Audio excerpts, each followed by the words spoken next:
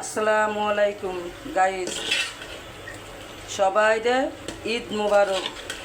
ঈদের শুভেচ্ছা সবার জন্য, আমার ভালোবাসা রইল।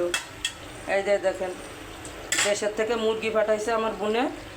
এই যে দেশি মুরগি রান্না করতেছি লাউ দিয়ে। এই দেখেন, কে কে মুরগি পছন্দ করেন লাউ দিয়ে।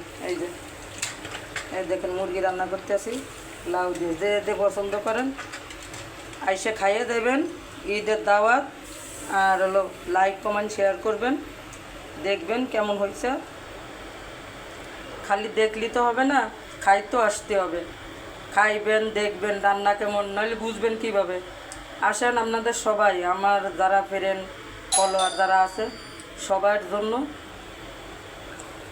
আপনাদের সবার ঈদের দাওয়াত।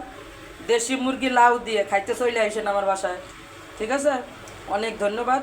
লাইক করবেন, শেয়ার করবেন, কমেন্ট করবেন, দেখবেন, খাইয়েও দেখবেন কেমন হয়েছে খাবার। এই যে দেখেন।